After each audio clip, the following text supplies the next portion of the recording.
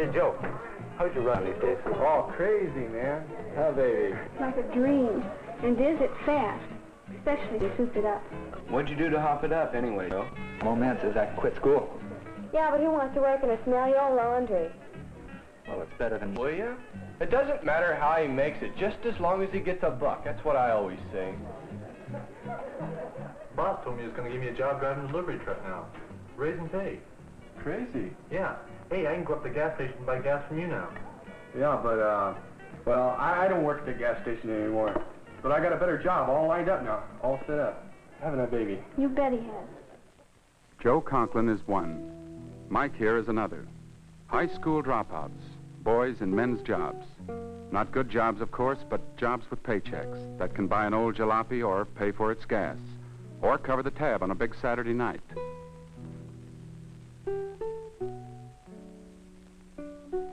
They're not bad boys, these dropouts, not delinquents, not hoods, not yet, that is. They may not even be stupid or backward or lazy. This is Pete, a nice boy, as a matter of fact, just one of almost 1 million American youngsters who didn't make the grade at high school last year. What makes a school casualty? This is harder work than Bill might be doing in the classroom right now. What makes him trade English, math, history, science for a broom and $1.10 an hour? Why is a dropout? School people in many American cities have been asking this question, checking cases like this one, doing research, thinking hard about so terrible a waste of youth, so big a leak in our manpower reserve, so great a failure in our educational system. But the reasons why a third of these students will leave school without diplomas are not simple. You can't put all the blame on the individual pupil or his family, or on our schools, or on our economic or our social system. Many hidden forces may be pushing this Jack or that Jill to the point of giving up. Dropouts, educators have found, just don't happen overnight. They take years to develop. Let's go back to the childhood of Joe Conklin, dropout. Did you talk to McGinnis about the new job? No, I thought I'd wait. Wait for what? Your whole life is going by. Pretty soon it's going to be too late. Look, will you leave me alone? I just want to wait. Well, what do you... Joe learned quite early in life that the name Conklin was not something to be proud of.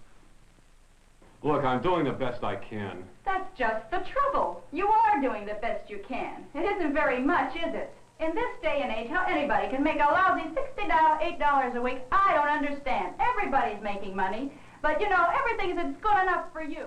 If you take after your father, it can only mean you're stupid. And yet a small boy needs a man to take after. Someone to respect and learn from. I'm getting sick of this. Are you through now? And the kids are beginning to take after you, too. What kind of an example are you setting for them? They aren't doing their work. They're getting behind in school. I had to go see Joe's teacher the other day. I'll get him to do his lessons. Not all dropouts come from homes as unhappy as Joe's, but most of them do have parents who feel they are economic and social failures, who never read a book, who consider school a necessary nuisance, a waste of time. He's just taking after his stupid, no-good father. Why don't you lay off me? I'm so stupid and you're so smart. You and your smart family, you got 2 brothers on relief. Even in those years, way back, Joe was in trouble in the classroom. He had a pretty good head for figures, but you can't be any good in arithmetic if you can't read the problem.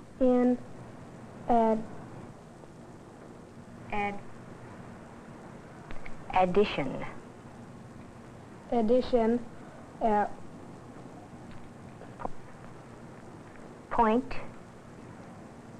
Point C, a bridge. 1/8 mile long. Must be built over a ravine.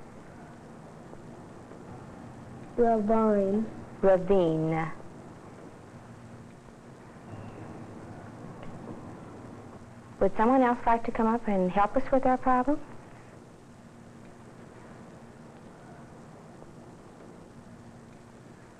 A teacher with 45 youngsters to handle just isn't able to spend enough time on a 5th grade boy who can't read. In addition, at Point C, a bridge an eighth of a mile long must be built over a ravine. The extra charge estimated by the subcontractor is $8,000. So by the age of 10, Joe was already starting to become a failure in terms of the school situation. He didn't like the kids who showed him up so easily. He didn't like teachers who seemed bent on making a fool of him. Not all his classmates were bright, but if they could read, they could get along. Many of them needed more help than they could get in the overcrowded classroom. Quite a few were working well below their intelligence levels. They all needed encouragement and higher standards to push them to their real learning potential. But there was no time for individual teaching. At least they could read. They had the key to the door of learning. But children like Joe just floundered in a sea of dancing letters that wouldn't shape themselves into words and sentences. If Joe had lived in another city, he might have found his way into a remedial reading class like this one. For many children have trouble translating the written word into sound and meaning. Today, most schools provide special help for such children. Most of us caught the knack of learning to read early and easily. We never think of reading as a complicated function of eye, ear, speech organs, brain, memory, and motivation. But for those who have trouble in any one of these areas, learning to read is a formidable process, a bitter, painful struggle. There must be some word wrong. What word is this? 4. It was late. 4. It was late. 4 starts with an F, doesn't it, Jim? This starts with a W-H. Like why or when. It was late. When? All right.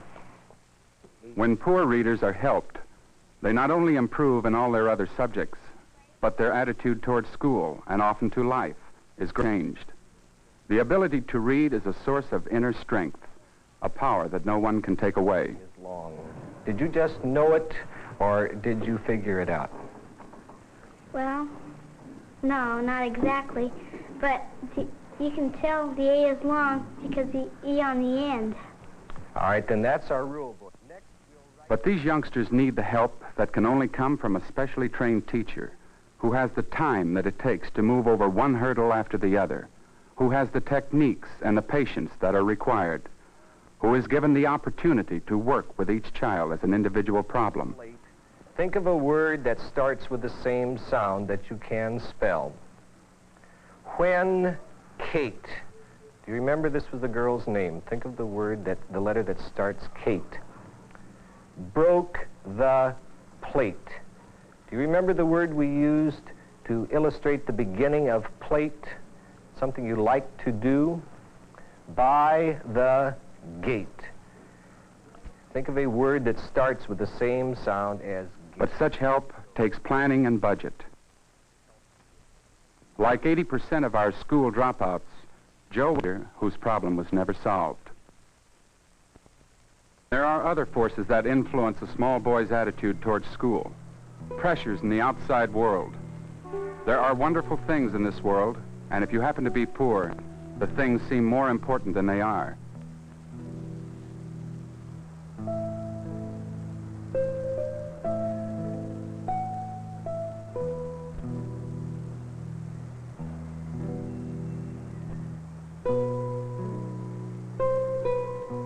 A small boy is not unaware of our pressures to have, to get, to own things.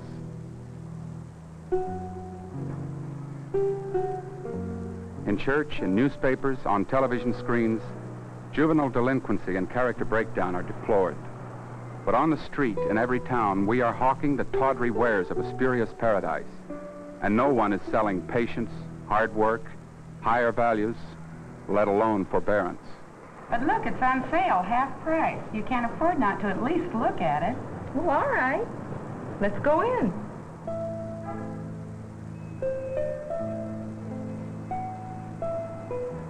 The Joes are affected more strongly than other children by such pressures because they are the have-nots, and their hungers are consequently sharper.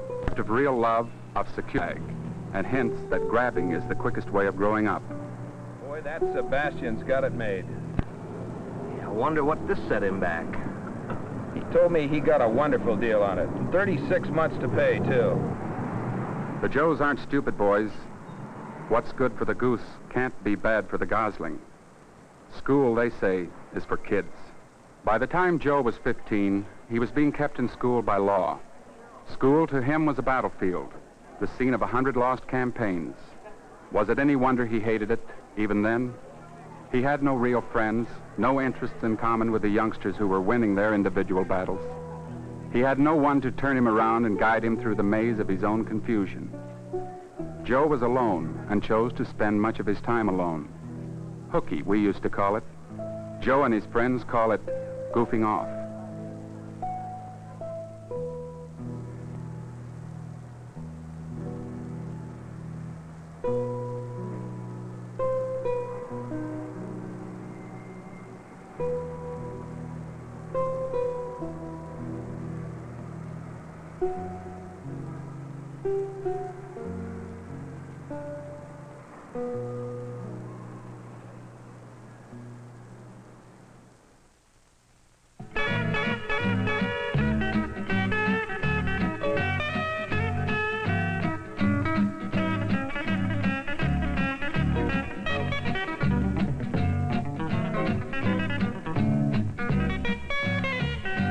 By now, Joe was a fugitive from failure. It's not really fun, but at least you're out of prison, away from nagging parents, away from disappointed teachers splattering you with a steady stream of D's and F's. Who cares? Why worry about teachers? Life is short.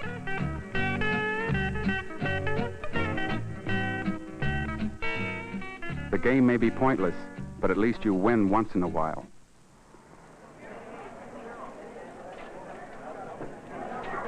Some potential dropouts find a lifeline thrown to them by chance. Danny Knox was a contemporary of Joe, and like him, a youngster grade with no real links between him and school.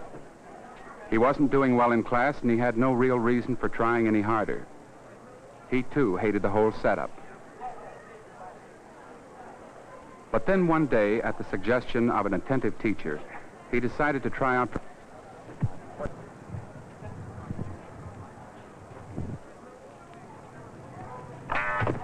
Now, Danny, that's a pretty good try.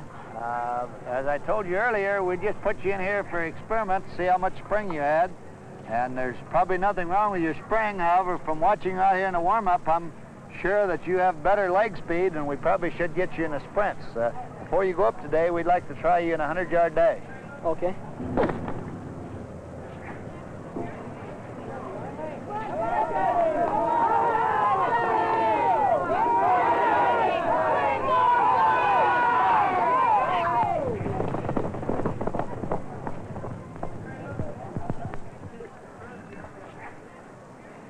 The cinder path was to become Danny's road to friends, to a sense of belonging in school, to personal achievement, and eventually to better classroom grades. Extracurricular activity would help him to find his way back to the curriculum. Danny, the thing that I'm really enthused about is you running here with all these sprinters, men in 100 and 220 men, and men off our sprint relay team here. And you ran third place in that. That's a real surprise. And your time is 10:07. Nice job. And I realize you're new out here for track, but you find 10:07 is pretty remarkable for a new boy out here in his first time trial. So track is something that you have to work real hard at, and it takes a lot of time and a lot of attention to detail. But I'm sure if you want to be with us, well, we want you, and we'll work hard with you, and the men here will be happy to have you among our group out here. Nice going. Thank you. After-school activities often help young people understand why they must study. Making A's and B's is often too abstract a goal for an adolescent, but the promise of career and prestige is a tangible target to shoot at. High school programs like this Candy Striper Club show youngsters what their roles may be in later years, roles that can only be played if their schoolwork earns them the right to take their parts. A few hours a week of adult responsibility can be a bridge to increased maturity. Today, most high schools have specialists who watch over the academic careers of the students. School counseling, still grossly understaffed in most of our communities, is the best antidote to underachievement, the strongest deterrent to dropouts. The school counselor is trained to watch for danger signs and to help in an emergency. He sees the students as persons with individual problems. Going. No, pretty good. I was a little bit disturbed when I received this 6 weeks grade report. I thought you were going to pick up in English a little bit.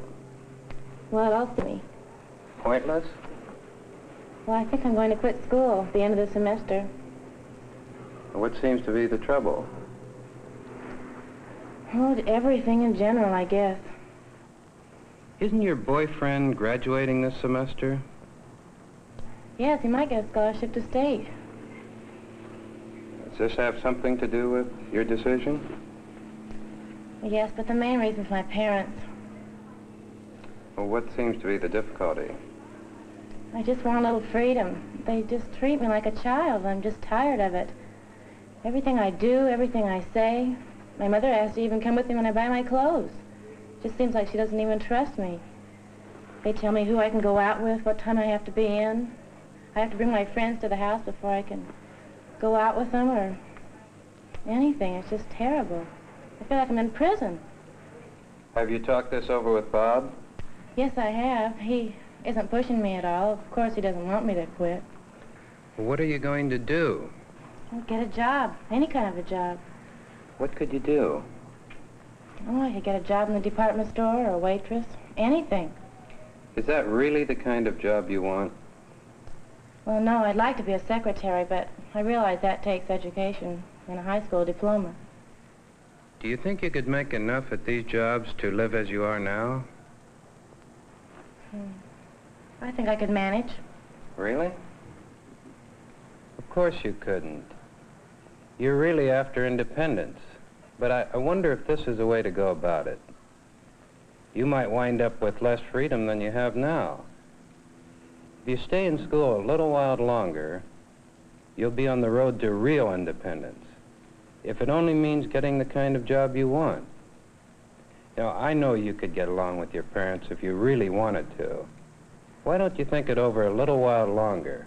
Well, I don't think there's anything to think about it. I've made up my mind, and I don't like school, and I want to drop out. Like Joe, Linda is anxious to grow up. Now, not later. She feels that leaving school means leaving humiliation and childhood behind. The counselor who understands adolescents and respects them can very often help them to change their minds. But Joe reached the beginning of his 11th year in the school system without counseling, without any real ties to fellow students, without motivation for the hard work of overcoming his scholastic handicaps. That first day of the 11th grade was the day Joe Conklin went out into the world, dropped out into the world by the back door. Even then, he wasn't sure he was doing the right thing. Even youngsters who hate school have strong feelings holding them to the pattern of our system. He wasn't breaking any law now, but he felt as though he were. For few 16-year-old boys are men. They still need the companionship of other 16-year-olds. They still need supervision and protection. The grown-ups world is frightening and challenging, even when it is attractive.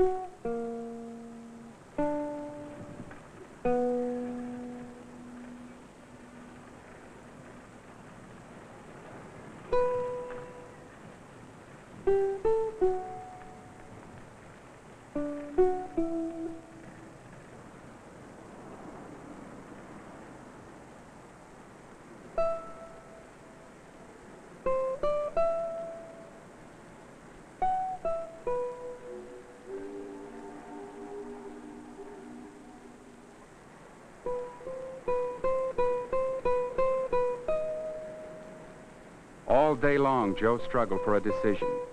He wandered and looked at the fascinating surface of the adult's world, wanting to get into it, wondering how. This was a day Joe would always remember. The day he started the endless task of trying to gain entrance into a strange world. without a passport.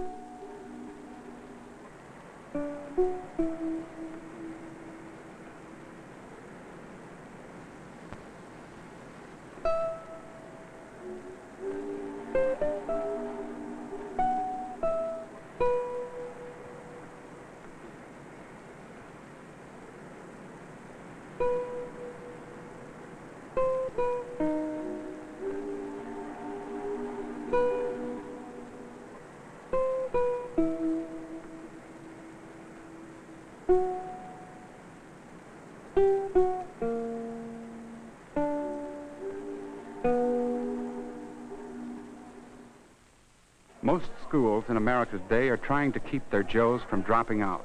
All surveys prove that without high school diplomas, the children of the age of automation are virtually doomed to a miserable life. Even the simplest opportunities that are open to young people demand a fair amount of academic achievement, and the schools are aware of the situation. One of the helpful steps that educators are taking is the expansion of curriculum to fit the needs of individual students. Courses that involve the personal interests of the students are being added in the hope that they may motivate harder work in the academic subjects that are related to them. All right, that 60,000's over. That's good enough. Finish your cut. Go ahead and start your machine.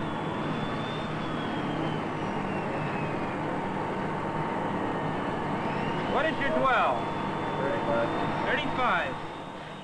And even if they fail to improve scholastically, many of them are gaining skills and self-confidence that will help them in the adult world. Some schools have organized programs of work experience education and have added a new specialist to the high school faculty. This man arranges part-time jobs for students who might otherwise become dropouts. He contacts local businessmen who can offer employment under approved conditions. But he is an educator, not an employment agent. If the student cannot learn on the job, it is not acceptable. He found this building operation, for instance. The electrical contractor was willing to take on a junior apprentice with the idea of breaking him into the craft while he finished his schoolwork. Gus works 4 hours a day at tasks that are constantly showing him why he must learn math, a subject that almost caused him to flunk out. Now that he deals with numbers and fractions in his calculations, the math doesn't seem so mysterious.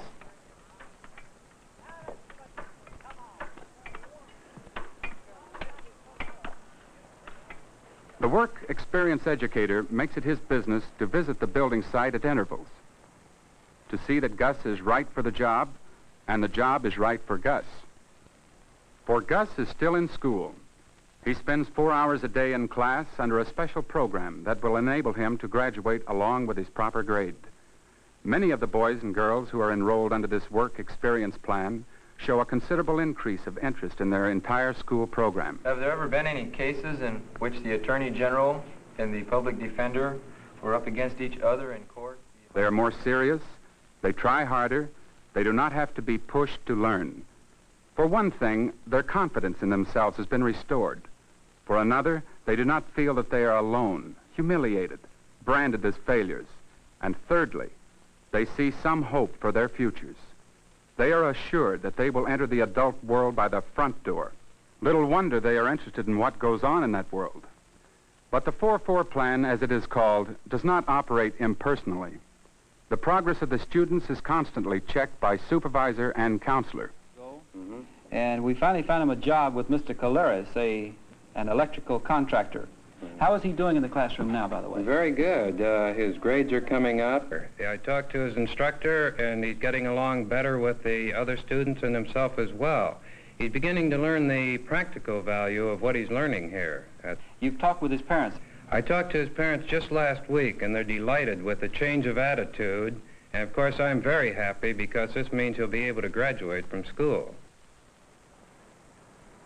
Our Joe got a job when he left school a year ago.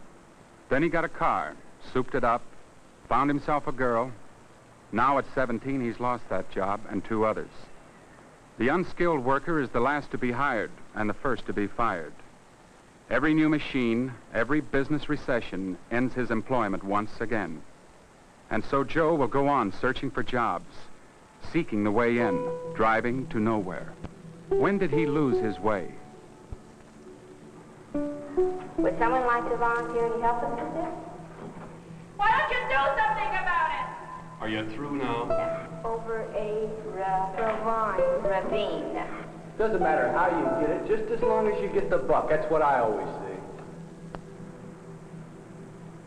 For Joe and thousands like him, there are no counselors, no remedial reading classes, no help at school or at home, no help from community agencies. And remember, almost 1 million Joes a year drop out of school and are lost to their time, themselves. For a little while, Joe still has a chance.